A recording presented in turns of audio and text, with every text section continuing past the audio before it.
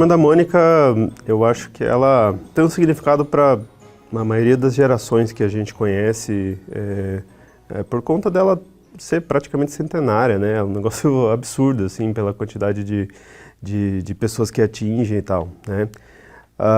Mas para mim, né, ela significa muito, acho que a infância. Acho que ela tem essa energia da brincadeira de criança. O processo de alfabetização infantil é fazer com que a criança leia, compreenda o que está lendo, conheça, né, saiba distinguir letras, números, porque isso faz parte da alfabetização também. Há muito tempo o gibi é usado como uma ferramenta de ajuda na alfabetização.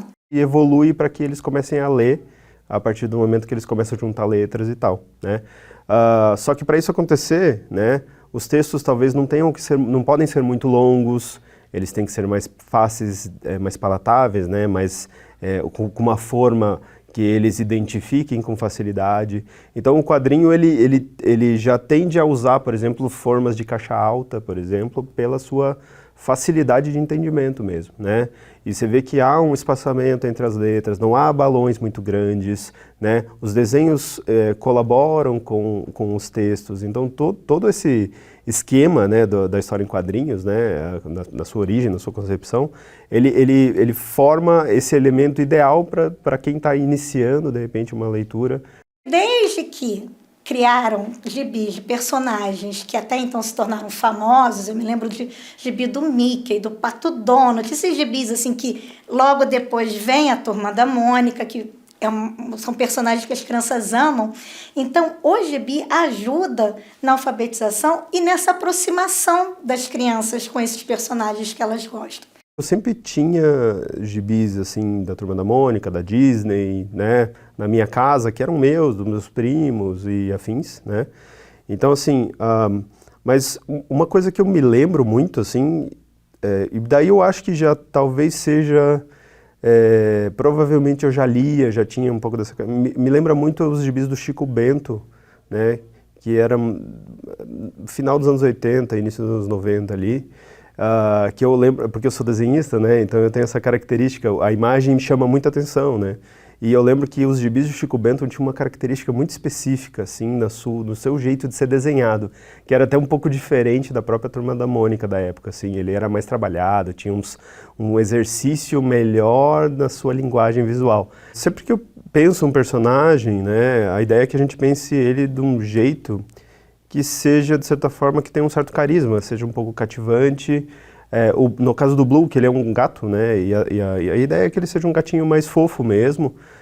Eu acabei escolhendo, por exemplo, formas mais simples, cores mais básicas, para que quando o leitor, né, a criança ou adulto, que seja, né, ele seja facilmente identificável, né, e a criança ela acaba meio que exigindo um pouco isso quando a gente propõe essa relação de apresentar um personagem, fazer com que ela goste e tal, elas normalmente tendem a ir para esse caminho da simplicidade, assim. As letras do gibi, se vocês repararem, é uma letra bastão, que é a primeira letra que as crianças aprendem. Então, às vezes, né, as crianças brincam, por que tem letra bastão? Porque é a primeira letra que vocês usam, porque o traçado dela é um traçado mais simples, e o gibi até hoje mantém esse tipo de letra para ajudar exatamente nesse processo de alfabetização. E eu lembro que eu comecei a colecionar essas historinhas. Não deixei de ler Turma da Mônica, nem qualquer outra coisa, mas eu comecei a colecionar aquilo ali. E talvez a ideia de colecionar, né, é um elemento interessantíssimo assim, na vida né, da criança, ela começa a meio que se afeiçoar muito àquilo. Conhecer, talvez, histórias em quadrinhos, coisas mais fantásticas, me fizeram, por exemplo, pegar um Harry Potter, um Senhor dos Anéis, né, que eu acho que trabalha muito a ideia do lúdico, da história fantástica. Para um texto ser bem escrito, você precisa ter personagens, tem no gibi, onde, quando, como aconteceu a sua história. Então você começa a trabalhar com as crianças esses elementos que são os elementos que constroem uma história. A gente vai criando com eles essas etapas de uma escrita. Esse processo todo é um processo mesmo. A gente parece estar falando só do primeiro ano. E não, a gente está falando muito além. O gibi é uma fonte rica de imagens. Então, vamos lá para a educação infantil. Se eu trabalhar com as imagens, já estou trabalhando aí um processo de criatividade, de criação de histórias. Isso tudo vai ajudar para o passo seguinte, que é o quê? O reconhecimento de letras para poder escrever essas histórias. E o gibi, ele é facilitador pelo formato da letra, pelas imagens. Imagina, você está lendo um livro que são só letras. A criança vai olhar e vai se perder ali. As imagens trazem para o gibi uma leveza na leitura. Um dos recursos muito usados é o gibi. Para quê? Imagina você tá numa sala de aula e você tem uma caixa dessa, que é uma caixa de onomatopeia.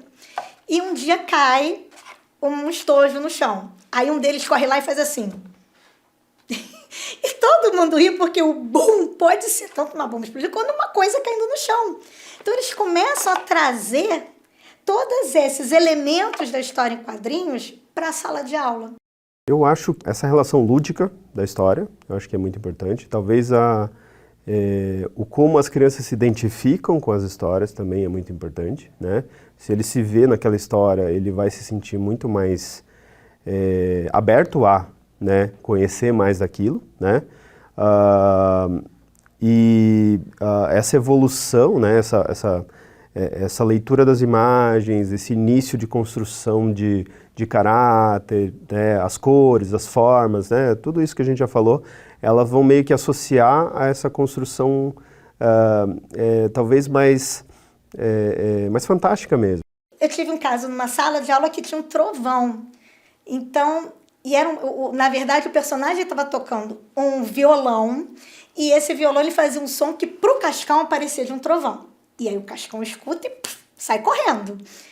E aí eu tinha um aluno na sala que tocava violino. Ele falou, também sei fazer barulho de trovão no violino. E ele levou o violino. Nossa, foi incrível, porque as crianças começaram, sabe, teatro? Do nada surge um teatro na sala.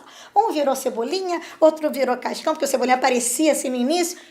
E foi incrível. Quer dizer, foi planejado? Não, mas aí que está a riqueza. Eu acho que talvez a percepção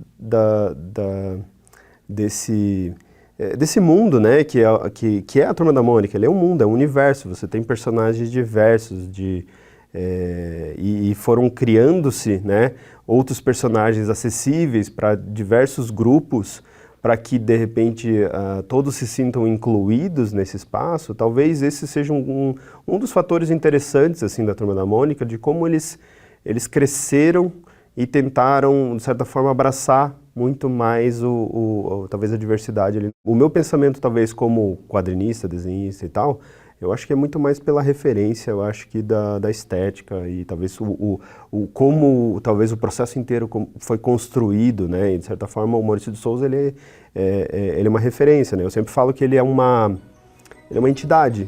Então, quando você fala de quadrinho no Brasil, beleza, tem Maurício de Souza e agora tem todo o resto.